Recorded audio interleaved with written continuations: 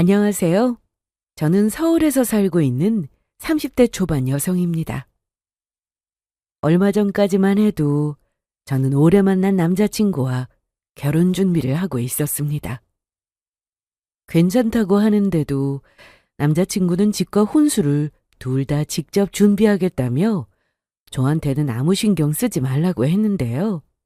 어느 날 저에게 보여줄 게 있다면서 자기 집으로 불렀고 저를 위한 선물이 방에 있다고 하길래 방문을 열었는데 기가 막힌 광경에 예비 남편 놈 뺨을 날리고 뛰쳐나왔습니다. 그리고 그 다음 날 예비 시댁은 한바탕 뒤집어지고 말았는데요.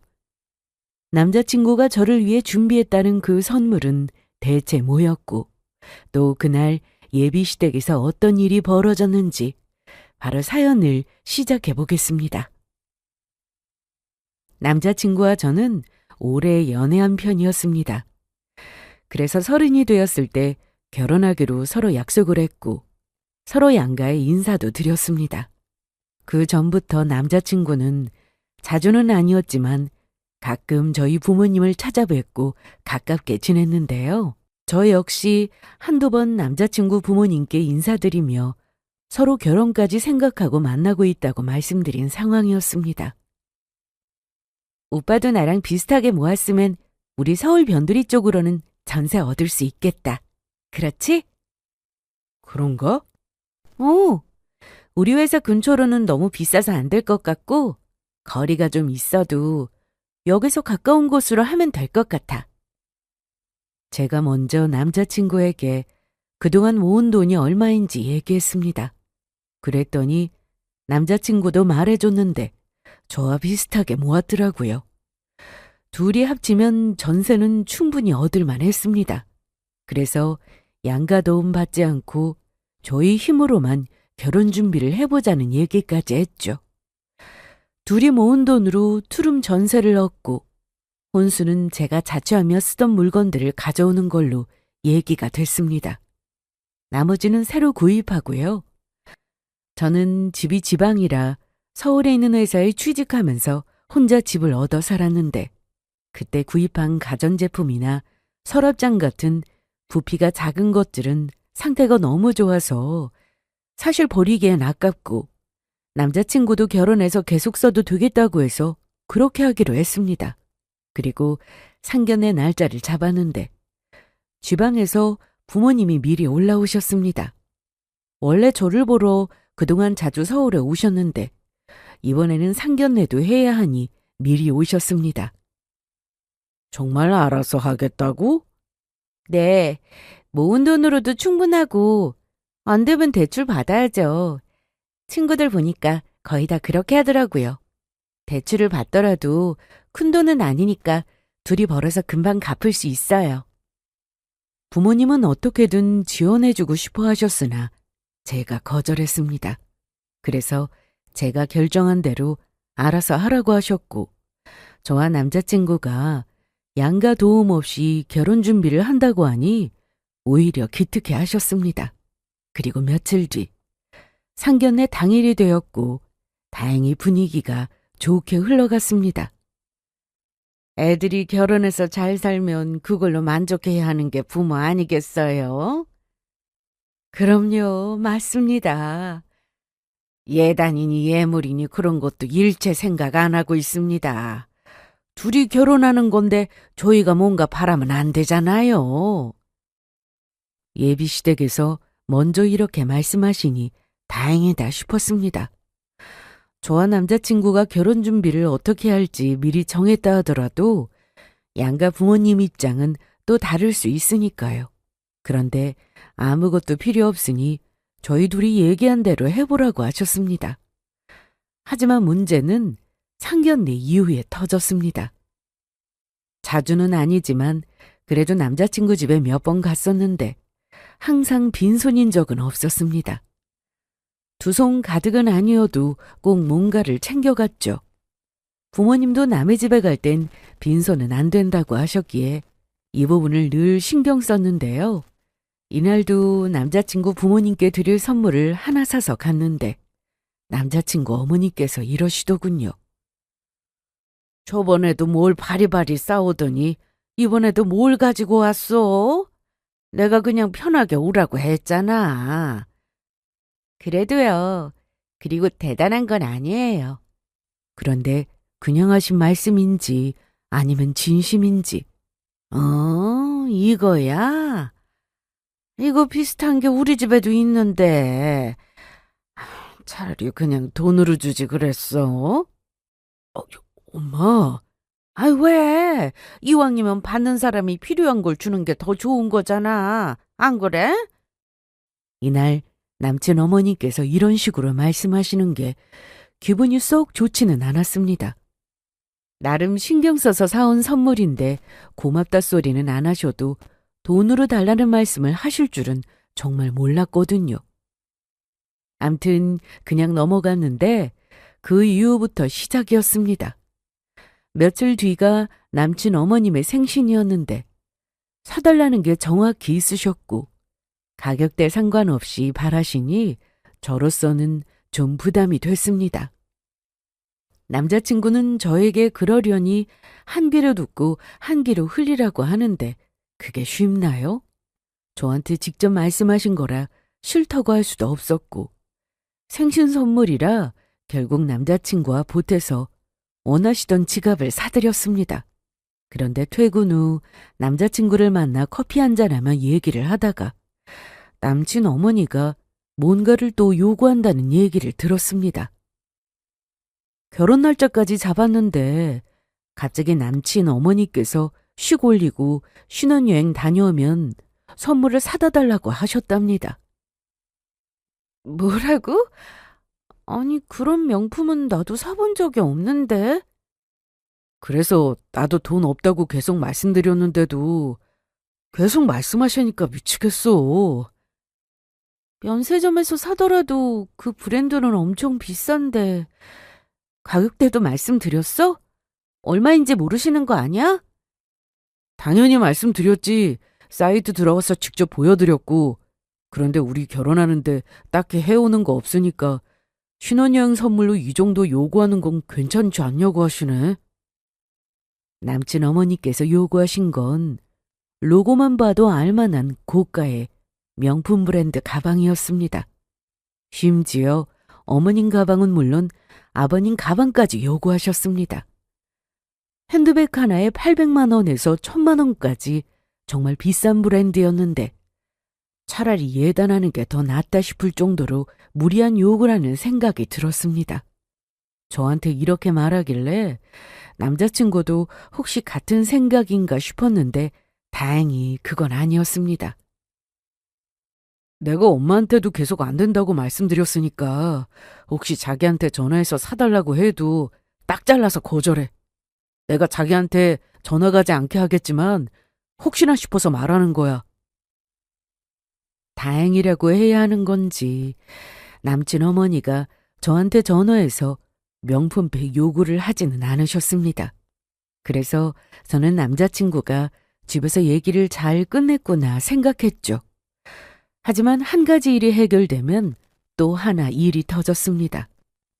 저희는 퇴근하고 나면 시간이 없으니 주로 주말에 아침부터 만나서 집을 보러 다니거나 미리 인터넷으로 알아본 예식장을 보러 다니곤 했는데 이날도 저는 남친과 일찍 만나 여기저기 돌아다니다가 늦은 점심을 먹으러 식당에 들어가 자리를 잡았습니다.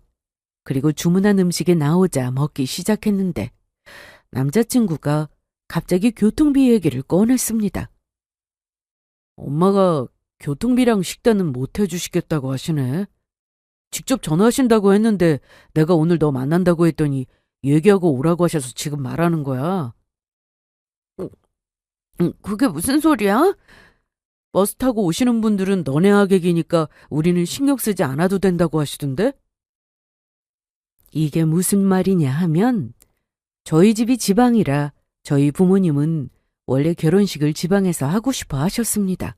그런데 저나 남자친구가 둘 다 직장이 서울이고 요즘은 꼭 여자 쪽에서 식장을 잡는 게 아니라 교통편이 좋고 밥 마시는 곳으로 결정한다고 해서 저희 집에서도 서울에서 하는 게 좋겠다고 하셨습니다. 상견례 날 이 얘기를 했었는데 남친 어머니께서 먼저 교통비 얘기를 꺼내셨죠. 아니, 그럼 버스를 대절해서 올라오셔야겠네요. 네, 아무래도 그렇게 해야 할 것 같습니다. 그러면 버스 대절비를 저희가 해드릴게요. 버스 안에서 손님들이 드실 음식도 준비하고요. 아닙니다. 그건 저희가 알아서 해야죠. 저희 집에서는 처음부터 바란 적이 없었습니다. 당연히 저희가 알아서 할 생각이어서 상견례 날에도 괜찮다고 몇 번이나 말씀드렸고요. 그래도 그게 아니죠. 멀리서 오시는데. 그리고 따지고 보면 결국 저희 손님이기도 하잖아요. 안 그래요? 이렇게 하는 게 당연한 겁니다. 거절했음에도 계속 해주신다고 하기에 저희 집에서는 그렇게 알고 있었습니다.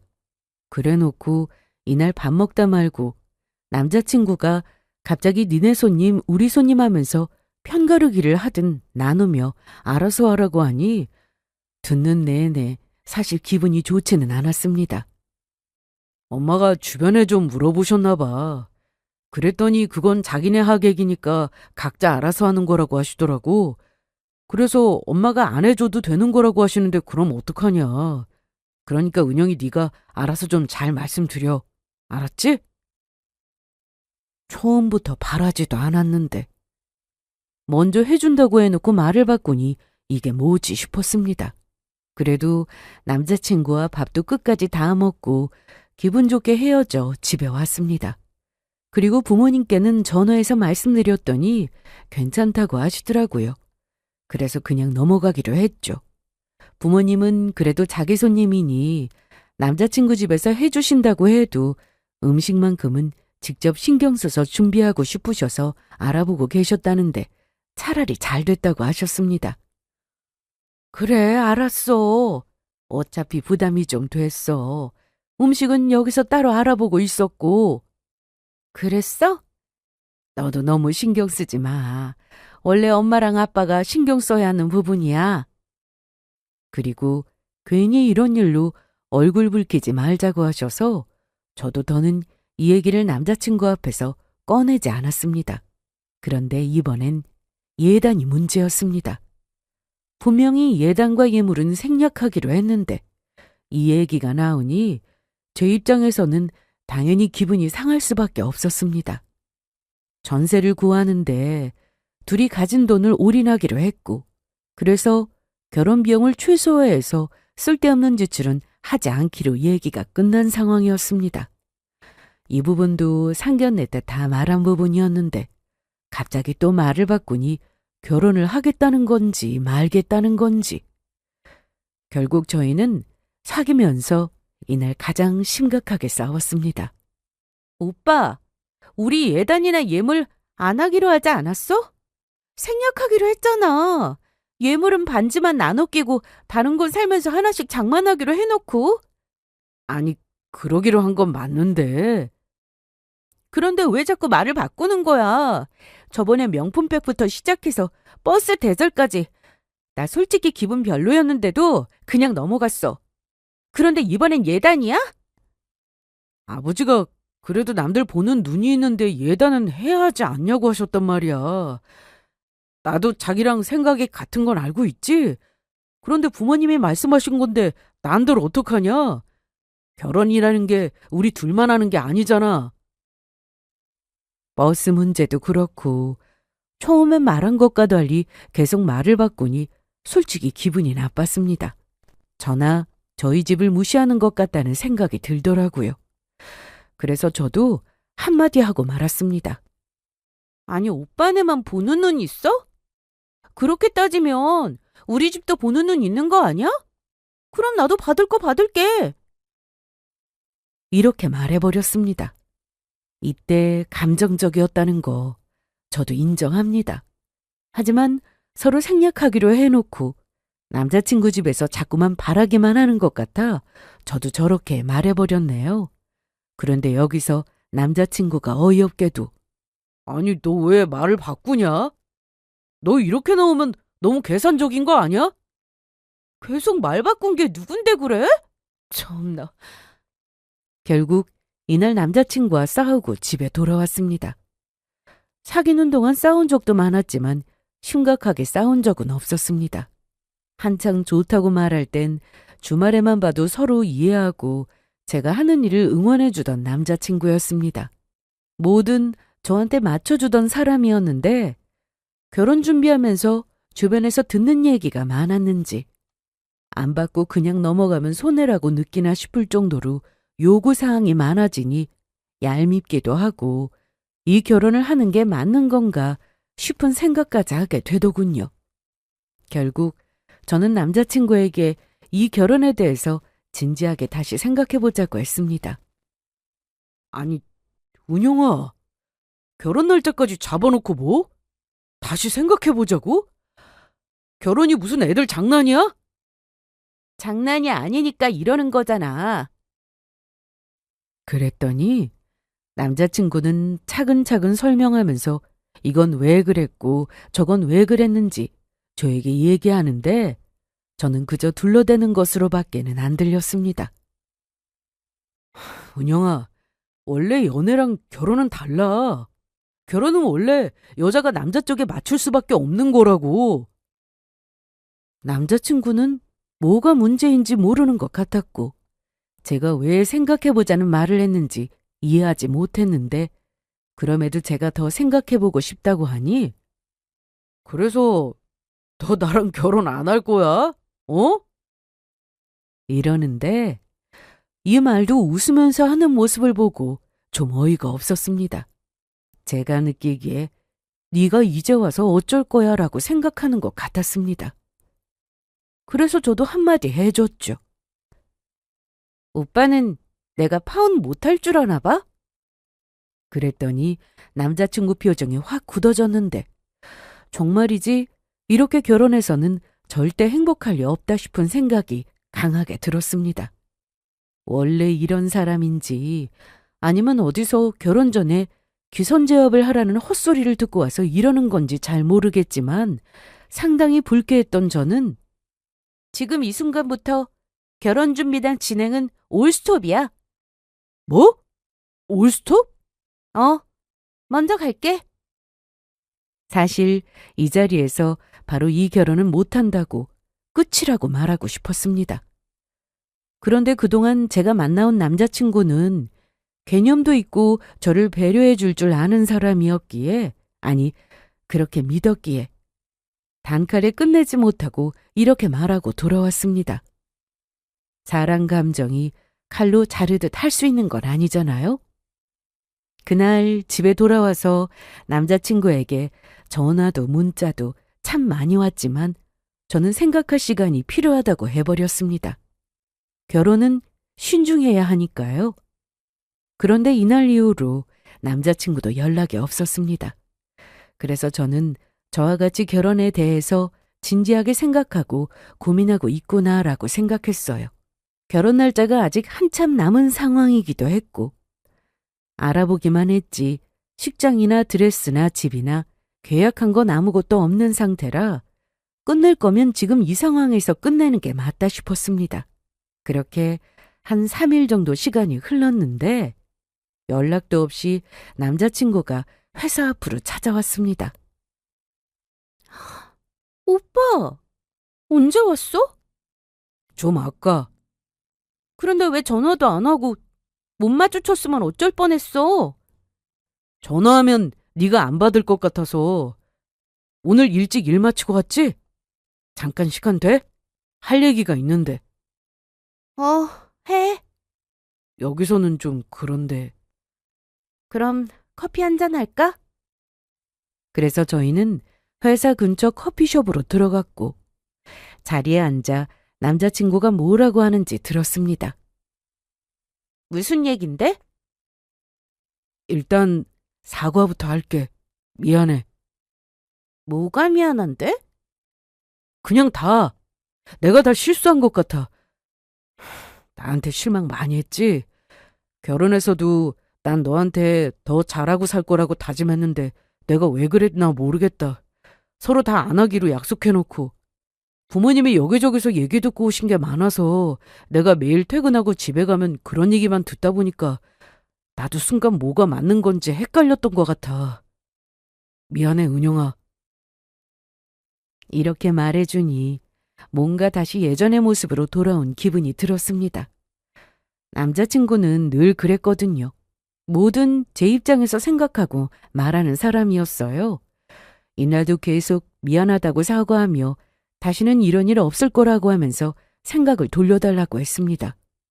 은영아, 우리 약속한 대로 그렇게 하자. 어?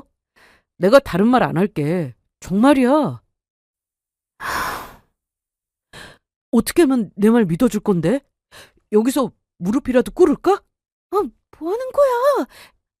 빨리 똑바로 앉아. 난 뭐든 할 수 있어. 네가 생각만 바꿔준다면. 엄마한테 우리 예단 예물 절대 하는 거 없을 거라고 못 박았어. 그리고 신혼여행 다녀와서 비싼 명품 선물 사오라는 말씀도 안 하시겠대. 엄마도 우리들이 결혼하는 건데 그동안 너무 바른 것 같다고 하셨다고. 어머님이 정말로 그러셨어? 그렇다니까. 엄마가 은영이 네 얼굴 어떻게 보냐고까지 하셨어. 엄마도 주변에서 이래야 한다 저래야 한다 이러니까 그게 맞는 줄 알고 그러셨던 거야. 그러니까 생각 돌려주라. 어? 이날 남자친구가 저에게 사과할 때 진심인 것 같았고 남친 부모님도 다시는 그런 무리한 요구를 하는 일은 없을 거라고 하셔서 저도 결국 생각을 바꿨습니다. 그날 이후 저희는 다시 결혼 준비를 위해 부지런히 발품 팔아가며 식장도 알아보고 필요한 가구나 가전도 보러 다녔습니다. 결혼 준비할 때 원래 다 한 번씩은 크게 싸운다고 들었는데 그래서 저희도 예외 없구나 생각하고 말았습니다. 그러던 어느 날 퇴근하고 집에 와서 쉬고 있는데 남자친구가 전화해서는 이런 말을 했습니다. 그게 무슨 소리야? 집은 같이 해야지. 글쎄, 이미 엄마랑 아빠랑 다 얘기 끝냈어. 무슨 돈으로 집을 얻을 건데? 우리 둘이 모은 돈 합쳐도 전세였기 빠듯한데 집을 산다고? 아이, 글쎄 나만 믿어. 그러니까 집이랑 혼수 둘 다 내가 다 준비할 거니까 그렇게 알면 돼. 넌 하나도 신경 쓰지 않아도 된다고. 오빠 혹시 뭐? 로또라도 당첨된 거야? 뭐? 간만에 은영이 너 덕분에 좀 웃었다. 로또는 무슨 그런 거 아니고 아무리 생각해도 집은 남자가 해가는 게 맞는 것 같아서 말이야. 왜 또 누가 그랬어? 남자가 집 해야 한다고? 그런 거 아니야. 아무리 생각해도 이게 맞는 것 같아서 내가 결정한 거야. 그리고 혼수도 신경 쓰지 마. 그러지 말고 같이 하자. 나도 결혼할 때 쓰려고 모은 돈 있는데 왜 글쎄.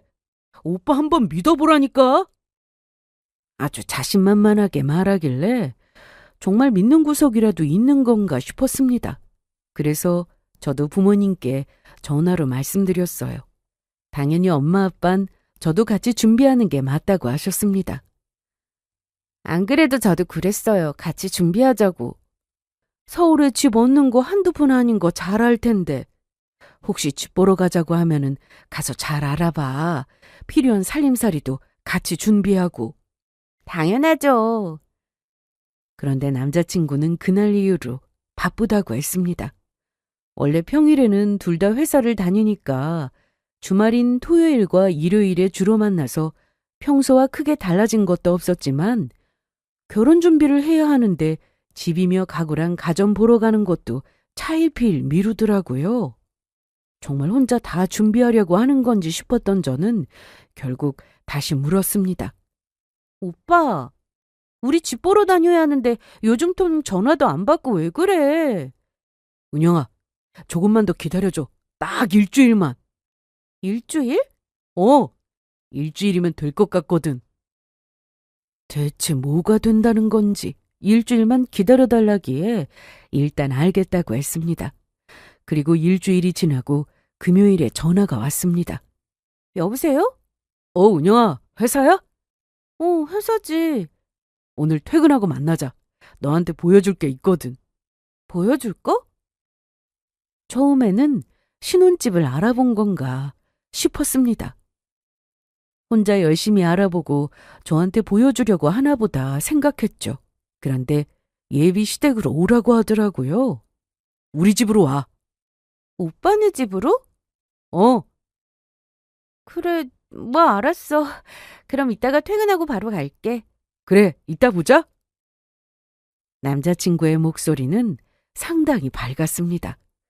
그리고 일하는 내내 남자친구가 저에게 보여주려고 한 게 과연 뭘까 싶어서 혼자 별별 생각을 다 했어요. 암튼 퇴근 후 저는 바로 시댁을 향했습니다. 가는 길에 남자친구와 통화했는데 여전히 목소리가 밝았고 심지어 낮에 통화했을 때보다 한껏 더 업된 그런 느낌이었어요. 은영아! 오빠, 나와 있었네? 차는 안 막혔고? 괜찮았어. 그런데 나한테 보여줄 게 대체 뭐길래 이렇게 신났어? 보면 아마 깜짝 놀랄걸? 너도 무진장 좋아할 거라고. 그래? 생일도 아니고 그렇다고 둘이 무슨 기념일도 아니고 도무지 예측이 되지 않았는데요. 일단 들어갔습니다. 그런데 들어갔더니 남친 어머니 역시 밝은 표정으로 저를 반겨주셨고 얼른 방으로 들어가 보라고 하시더라고요. 은영이 왔어? 네. 어여 들어가 봐, 어여. 실은 내가 저 방에 널 위한 선물을 준비했거든. 선물? 진짜 좋아할 거야. 남자친구가 쓰던 방을 가리키며 들어가 보자고 했는데 갑자기 제 눈을 가렸습니다. 눈은 왜? 에이, 그래도 서프라이즈인데 완벽하게 놀라게 해주려면 이 정도는 해야지. 그래서 눈을 가리고 방으로 들어갔는데 그때 남자친구가 제 눈을 가리고 있던 두 손을 옆으로 치웠고 눈을 떴더니 기가 막힌 광경이 눈에 들어왔습니다. 그리고 뒤이어 이어진 남친의 말을 들은 저는 남자친구 뺨을 날리고 그 집에서 뛰쳐나왔습니다. 짜잔! 오빠 방이 좀 달라졌네? 전에 쓰던 가구는 다 버린 거야? 당연하지. 그걸 어떻게 신혼가구로 쓰냐? 뭐? 신혼가구? 남자친구가 본인이 쓰던 방에 준비한 건 바로 신혼방이었습니다. 그러니까 신혼집은 예비시댁이 되는 거였죠. 여기가 우리 신혼방이라고. 그게 무슨 소리야? 내가 그랬잖아. 집이랑 혼수는 내가 다 준비한다고. 이거 봐봐. 옷장이랑 침대랑 또 너 집에 와서도 일한다고 해서 책상에 노트북까지 싹 다 준비했어. 완벽하지? 화장대는 여기 이건데 이렇게 의자가 숨어 있어서 자리도 차지하지 않고 완전... 아니! 잠깐만! 그러니까 오빠가 말한 신혼집은 여기고 우리가 결혼해서 살 곳이 오빠가 쓰던 방이라고? 딱 봐도 가구는 새로 장만한 게 아니었습니다. 깔끔해 보이긴 했으나 그냥 대충 봐도 중고였죠. 뭐 살림살이는 제가 혼자 살면서 쓰던 가구나 가전도 가져올 생각이어서 중고 자체가 문제가 되는 건 아니었는데요.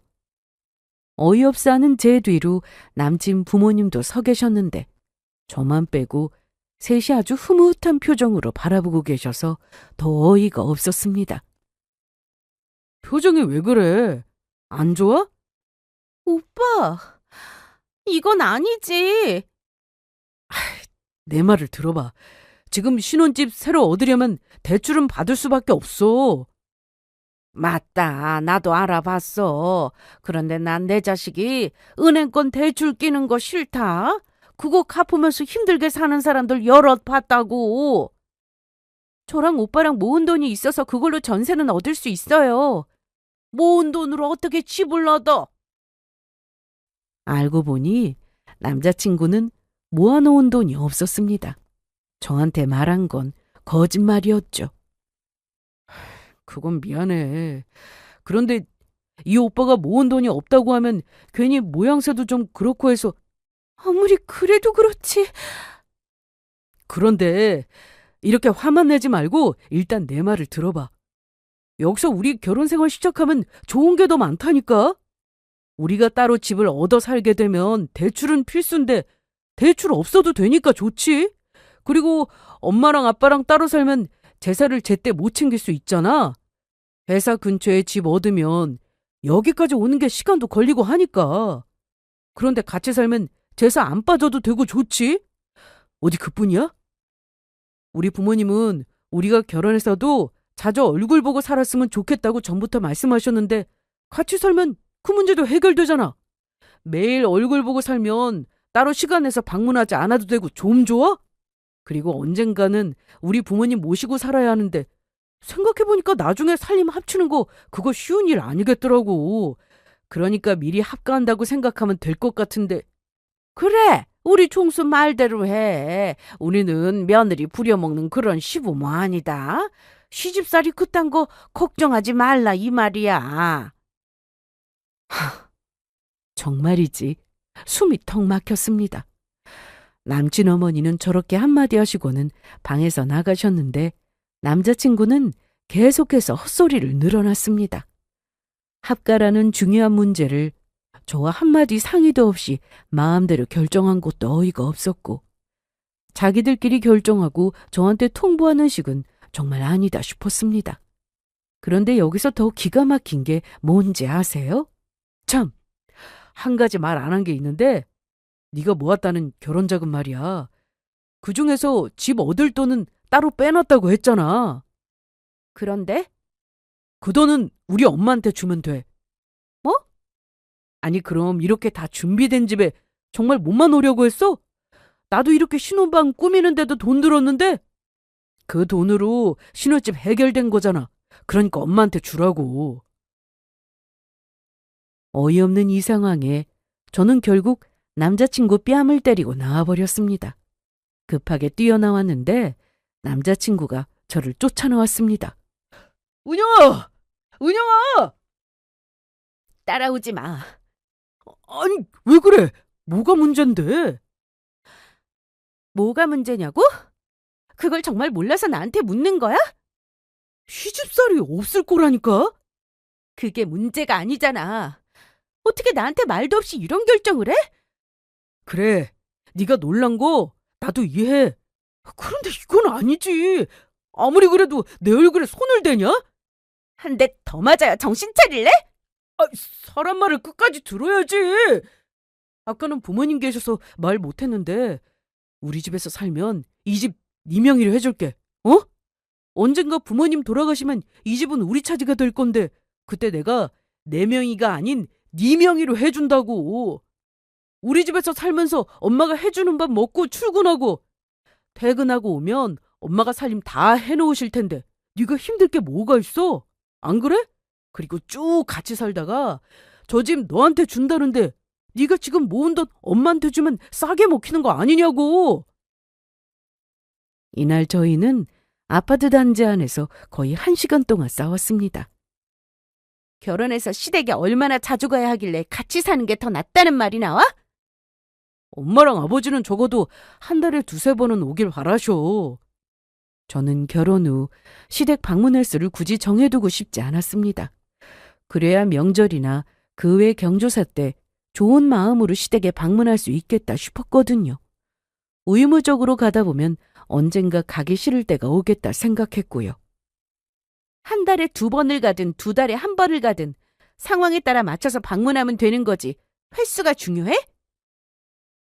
그래도 한 달에 1번은 가야지. 물론 따로 산다면. 그런데 한 집에 살면 그런 고민은 안 해도 되는 거잖아. 그리고 따로 살게 되면 우린 부부니까 너랑 같이 가고 싶다고. 그런데 네가 분명 부담스러울 게 뻔하고. 그렇게 가고 싶으면 혼자 가면 되는 거지 나를 꼭 데려가야 해? 나 혼자 가면 우리 부모님이 뭐라고 생각하시겠어? 저는 시간과 상황이 맞을 때 방문하면 된다고 생각했는데 저런 식으로 횟수를 정해놓은 그 자체가 어이없었습니다. 그러면서 자꾸만 같이 사는 게 더 합리적이라는 말을 하더군요. 은영이 네 말대로 우리가 대출받아서 신혼집을 따로 얻었다고 쳐. 그럼 너만 힘들어. 처음에 우리 엄마도 결혼하고 한 달에 2번은 오라고 하셨고, 만약 우리가 시간이 되지 않아서 못 온다고 하면 신혼집으로 직접 오신다고 하셨어. 너 그거 싫잖아. 난 오빠가 우리 집에 잘하길 바라지 않아. 강요한 적도 없고 우리 집에 몇 번을 가든 상관 안 한다는 뜻이야. 그리고 오빠가 그랬지? 결혼하고 생활비 빼고는 돈 관리 각자 하자고. 나도 동의했고 오빠네 집에 용돈을 드리든 선물을 드리든 여행을 보내드리든 오빠 낳아주신 부모님께 오빠가 효도하겠다는데 안 말려. 내 눈치 안 보고 시부모님께 맛있는 것도 사드리고 좋은 선물 사드리는 거 난 좋아. 서로 각자 집에 자기가 알아서 잘했으면 좋겠는데 왜 며느리 도리를 따지는 거야? 지금 오빠가 말한 조건대로 우리 집에 똑같이 한다고 하면 오빠는 좋아? 아니, 그건 상황이 좀 다르지. 처가는 서울이 아니잖아. 좀 현실적으로 얘기를 좀... 솔직히 결혼을 하면 네가 우리 집에 조금은 희생을 해야 하는 거 아니야? 뭐? 희생? 원래 결혼이 그런 거잖아. 어느 한쪽은 어쩔 수 없이... 그러니까 우리 집에서 같이 살면 이 모든 문제가 해결되는 건데 대체 왜 싫다는 거야? 정말이지 의견이 좁혀지지 않았습니다. 얼마 전 파혼을 고민했을 때가 기회였나 싶을 정도로 남자친구의 사과를 괜히 받아줬구나 싶은 생각이 들었죠. 남자친구는 정말이지 너무나 뻔뻔했고 결혼하면 며느리로서 시부모를 모시는 건 당연한데 그걸 안 하겠다고 하니 저를 이상한 사람처럼 몰아가는 것도 어이가 없었습니다. 혹시 어머님 아버님 때문이면 내가 설득할게. 뭘 어떻게 우리 엄마 아빠를 설득할 건데? 지금 나도 설득 못 시키면서? 은영아, 여태 내가 한 말 어디로 들었어? 나중 되면 내 말 듣길 잘했다고 생각할 거라니까. 내가 자기 부모님께도 잘 말씀드릴게. 요즘 대출 없이 결혼하는 거 어렵잖아. 그런데 우리는 대출 전혀 안 받을 거고 너 시집살이 시키는 일도 없을 거고 그 집 너한테 주는 것도 약속한다고 내가 말씀드린다고. 그런데 바로 그때 예비 신우가 생각이 났습니다. 남편에게는 누나 한 명이 있는데 진작에 결혼해서 애 낳고 살고 있었거든요. 그동안 몇 번 만난 적이 있었고 상견례하고 나서도 따로 밥도 먹고 그랬는데 저와 사이가 아주 친한 건 아니지만 그렇다고 나쁜 것도 아니었습니다. 서로 연락처를 알아서 종종 안부 문자 보내며 지냈고 막상 만나면 얘기도 서로 많이 하는 그런 사이였죠. 남친 어머니와 남친 누나의 관계를 제가 아주 잘 알고 있던 터라 이거다 싶었습니다. 그래, 좋아. 그럼 그렇게 하자. 어? 오빠 말대로 하자고. 대신 오빠가 우리 부모님 설득시켜. 알았어. 그건 당연히 내가 자신 있지. 나한테 맡기라니까. 그리고 방금 나한테 한 말 다 지킨다는 조건이야. 당연하지. 저는 이날 집으로 오는 길에 남자친구 누나에게 바로 전화를 걸었습니다. 그리고 만나자고 했죠. 시간 끌 거 없이 빨리 일을 해결하고 싶어서 바로 다음 날 만났습니다. 은영아! 언니, 잘 지내셨어요? 결혼을 약속했으니 형님 올케라는 호칭을 써야 하지만 예비 신우는 아직 부담스럽다며 결혼 전까지는 편하게 이름을 불렀고 저한테는 언니라고 불러도 좋다고 했습니다. 호칭이야 차차 바꾸면 되는 거라면서 말이죠. 결혼 준비는 잘 되어가고? 네, 집 알아보는 게 보통 일이 아니었는데 해결됐어요. 정말? 잘 됐네. 어디? 회사 근처를 알아봤어? 아니요, 오빠네 들어가서 살기로 했어요. 그게 무슨 소리야? 얘기 못 들으셨어요? 내가 뭐 엄마랑 통화하나? 예비 시모와 신우의 사이는 그리 좋지 않았습니다. 서로 안 보고 사는 그런 사이는 아니었지만 들은 얘기도 있고 눈치껏 사이가 어떤지 알고 있었죠. 예비 신우가 결혼할 당시 아무것도 안 해줬다고 했습니다. 말로는 자식들 이만큼 키웠으면 됐지 뭘 더 바라냐면서 혼자 힘으로 결혼하라고 했다지만 예비 신우는 알고 있었습니다. 딸이라고 차별한다는 것을요. 특히 결혼해서 애 둘 낳고 사는데 돈이 급해서 예비 시모에게 부탁했을 때 결혼했으면 끝이라고 돈 못 준다고 했다네요. 그래서 무지 서운했다고 예전에 저에게 말한 적이 있었습니다. 심지어 제 앞에서 눈물을 보인 적도 있었고요. 그래서 예비 시누에게 전화해서 만나자고 한 거였고 그동안의 일을 자연스레 얘기할 생각이었습니다. 그랬더니 예상대로 난리가 났습니다. 아니 그럼 우리 엄마 아빠 모시고 산다는 거야? 네, 그러게 됐어요. 오빠가 그러자고 하네요. 돈도 아끼고 좋지 않냐고 하면서. 이날 예비 신우 표정은 좋지 않았습니다. 아무래도 시부모 모시고 살게 되면 재산은 아들 며느리가 받게 될 가능성이 더 크다고 생각한 모양이었습니다. 그래서 저는 여기에 한마디 더 했습니다. 실은 오빠가 부모님 모시고 살면 그 집 저희 명의가 될 텐데 괜히 대출받아 무리해서 집 사지 말고 편하게 그 집에서 결혼 생활 시작하자고 하더라고요. 뭐라고? 그럼 나는? 네? 아들만 자식이야? 나도 자식인데 당연히 그 집 집은 나한테도 있는 거잖아. 절대 안 돼. 아니 뭐가 안 된다는 건데요? 엄마 아빠 모시고 그 집에서 사는 거 절대로 안 된다고. 이날 남자친구 누나는 제가 예비시댁에 들어가 사는 걸 결사반대했습니다. 가만히 있어봐. 내가 이러고 있을 때가 아니지. 어디 가시게요? 우리 집! 그 집 종수한테 다 넘어가는 꼴 나 못 봐. 내가 살면서 종수랑 차별받으며 산 것도 억울한데 친손주 아니라고 내 새끼들 엄마 아빠가 용돈 준 적 어디 있는 줄 알아? 그러면서 종수는 아들이라고 부족한 거 없이 키운 거. 그거 억울해서라도 내 집은 받아내고 말 거야. 이날 저는 바로 집에 가려고 했는데 남자친구 누나가 제 손을 잡고는 같이 가자고 했습니다. 가서 단판을 지어야겠다며 저더러 똑똑히 보라고 하더라고요. 그래서 같이 예비시댁으로 갔습니다. 누나, 이 시간에 어쩐 일... 운영아, 네가 왜... 엄마 어디 있어? 아빠는? 남자친구 누나의 목소리가 워낙에 커서인지 방에 계시던 남자친구 부모님이 나오셨습니다. 아니 너 이 시간에 왜 왔어? 애들은? 엄마, 얘네 결혼하면 여기 들어와 살기로 했다며? 그래, 그런데 왜? 그럼 이 집 종수 주는 거야?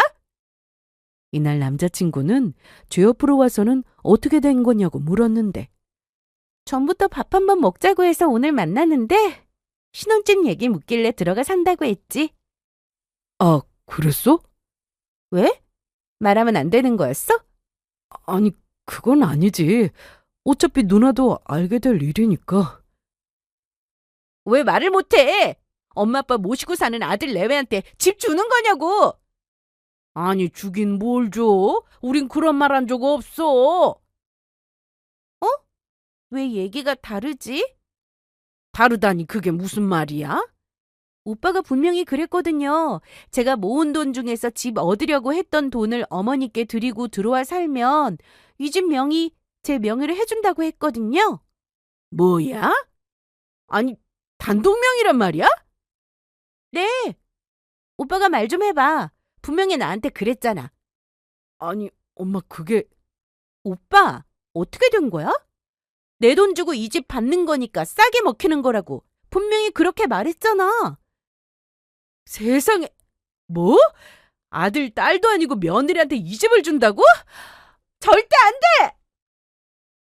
법대로 하면 이 집에 내 지분도 있는 거 몰라? 어이없네 진짜. 야 박종수, 너 여기 들어와 살 생각 하지 마라. 이날 남자친구 누나는 그간 차별받고 산 게 억울해서 절대 그 꼴 못 본다고 법적 지분을 받아야겠다고 각서라도 써달라고 아예 거실바닥에 드러눕기까지 했습니다. 저도 가만히 있지 않았죠. 오빠, 나랑 한 약속하고 다르네? 아니 운영아, 우리는 일단 나가서 얘기하자. 싫어. 나도 여기서 확실하게 말하는 거 보고 갈래. 종수야, 너 말을 어떻게 한 거야? 이 집을 왜 내가 은영이한테 주냐? 너 나한테 뭐라고 했어? 너네 들어와 살면 은영이가 모아둔 돈 나한테 준다고 했지? 그래서 살림만 좀 해주면 될 거라고 했잖아. 그런데 나더러 그 돈 받고 이 집 내주라는 거냐? 엄마, 어차피 이 집 저 주실 거잖아요. 세상에, 나랑 네 아버지 아직 멀쩡하게 살아있다. 이 집 너한테 미리 주면 우리 노후는. 주변에 보니까 자식들한테 재산 미리 주고 버림받는 부모 많더라. 난 그렇게 살고 싶진 않아. 그럴 거면 나가 살아.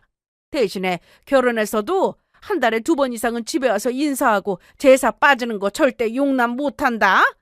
예단도 원래대로 다 해. 돈 준다고 하니까 내가 그거 듣고 다 없던 걸로 하자는 거였는데 그렇게 되면 나도 받을 거 받아야겠다. 죄송하지만 그런 결혼 못하겠네요. 은영아, 약속 지키는 조건으로 오빠 말대로 하겠다고 한 거였는데 이러면 나도 결혼 못해. 파혼이라고. 이날 저는 파혼 통보를 하고는 그 집에서 나왔습니다. 현관에서 신발을 신고 나오는데 뒤에서 남친 누나의 울부짖는 목소리가 들렸습니다. 이래놓고 나 몰래 종사한테 집 주려고 하는 거 다 알아. 옛날부터 그랬잖아. 나 몰래 나 없을 때 종사한테만 맛있는 거 몰래 주고 용돈 주고. 빨리 각서 써줘. 공주까지 받아야겠으니까. 이날 집으로 돌아온 저는 남자친구의 연락을 받지 않았습니다. 집으로 찾아와도 문을 열어주지 않았죠. 제가 전화도 안 받고 만나주지도 않으니 또 마음대로 회사 앞에 찾아와서 무작정 기다리고 있었는데요. 퇴근하고 나왔더니 혼자 벽에 기대어 서 있는 모습에 너무 보기 싫어서 빠른 걸음으로 버스 정류장까지 걸어갔습니다. 그런데 저를 봤는지 뒤따라왔습니다. 은영아, 나 못 봤어? 왜 왔어? 우리 끝났잖아.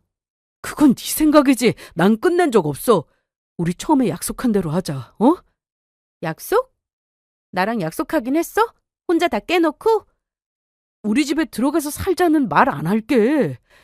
말은 바로 해. 안 하는 게 아니라 이제 못하겠지. 어쨌든 우리 원래 집 얻어서 살기로 했으니까 그렇게 하자고. 이게 네가 원하던 거 아니었어? 약속을 밥 먹듯이 깨는 너란 인간하고 내가 어떻게 결혼하냐? 그리고 그때 니네 엄마가 그러던데 내가 돈 주고 니네 집 들어가 사는 거 아니면 예단 해오라고. 쉬는 갔다 와서 명품백 사오는 것도 하라고. 내가 왜 그렇게까지 해서 너랑 결혼해야 하는데? 미쳤냐? 너 무슨 말을 그렇게 해? 나 그 정도로 사랑하는 거 아니었어? 아니더라. 나랑 한 약속이 그렇게 우스웠냐? 그리고 내가 분명 말했지? 나한테 한 말 다 지킨다는 조건으로 우리 부모님 설득하기로. 이제 어떻게 할 건데? 상견례 때 했던 말 하나도 못 지키게 됐으면서. 결혼하기 전에 돈 모아둔 거 있다고 거짓말해. 어떻게든 자기 부모 모시게 하고 나한테 효도하게 만들고. 그래놓고 돈 아끼는 거라고 어이없는 말이나 늘어놓는 사람 내가 뭘 믿고 결혼하냐? 우리 집 명의 때문에 그러는 거지? 그거 내가 어떻게... 야, 애초에 니네 집 욕심도 안 났어. 누가 그 집 달라고 했어? 너 혼자 다 가져. 그리고 네 조건 다 맞춰서 결혼할 사람 다시 찾아봐. 있을지는 모르겠지만. 그리고 버스가 곧 도착하자 급하게 타려고 했는데 그때 남자친구가 제 가방을 잡고 놔주질 않았습니다. 나랑 얘기 끝내고 가, 어? 나 뭐 하는 거야? 못 나! 저는 남자친구 팔을 억지로 떼어놓으려 했고 제 뒤로 버스를 타려는 사람들이 빨리 나오라고 밀면서 남자친구는 결국 옆으로 넘어졌습니다. 그걸 보면서도 저는 버스에 올랐어요. 버스 문은 닫혔고 자리에 앉아 창밖을 보는데 넘어진 게 쪽팔렸는지 재빨리 일어나서 급하게 사라지는 걸 봤습니다. 그날 이후 남자친구는 계속해서 찾아오고 전화도 하고 난리였습니다. 저는 이날 있었던 일을 바로 집에 알렸고 부모님은 제가 걱정된다며 서울로 올라오셨습니다. 집에 부모님이 와 계신 줄 몰랐던 남친은 그렇게 제 앞에서 부모님 설득한다고 자신 있게 말했다가 문을 열어준 아빠를 마주하고 크게 놀랐는데요. 아버님, 자네 잘 왔네. 내가 전화해도 안 받던데 어디 내 딸한테... 아니 그게요. 아내 은영이 없나요? 내 딸하고 헤어진 거 아니었나? 혼자 사는 내 딸 집에 찾아와서 문을 이렇게 쾅쾅 두드리면 돼? 이거 신고하면 어떻게 될 것 같은가? 아버님, 일단 놓고 말씀을 좀 가만히 있어봐. 내가 오늘 절대 그냥 안 보내. 여보, 경찰에 전화부터 해. 경찰이라는 말에 크게 놀랐는지 남자친구는 아빠에게 멱살을 잡혔지만 외투를 벗어놓고는 계단으로 급히 뛰어내려갔습니다. 그날 이후 정말 집 근처는 물론 회사 근처에서도 남자친구를 볼 수 없었습니다. 결혼이 무슨 장난도 아니고 정말 허무하게 끝이 났는데요. 결혼해서 이혼하는 것보다 이렇게 끝난 게 그래도 다행이다 생각했습니다.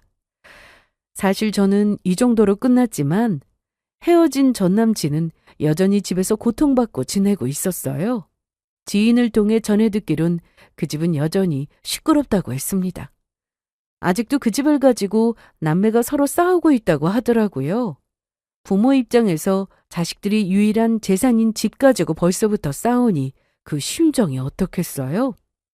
특히 전 남친은 모아둔 돈도 없어서 다시 누구를 만난다 해도 결혼은 쉽지 않았고 집에 들어가 사는 건 전 남친 누나가 반대하니 그마저도 어려운 상황이겠죠. 저는 그렇게 전 남친과 끝을 내고 한동안 마음을 추스르다 현재는 잘 지내고 있습니다. 주변에 결혼한다고 알렸다가 취소됐다고 전화를 돌리는 게 참 힘든 일이었는데 그래도 제 사정을 알고 힘내라고 해주시는 분들이 많아 덕분에 잘 이겨냈죠. 앞으로 제가 새로운 누군가를 만나기 위해 시간이 얼마나 더 필요할지는 모르겠지만 시간이 해결해 줄 거라 믿습니다. 제 인생 잘 살다 보면 언젠가 지금보다 더 좋은 날도 분명 오겠죠?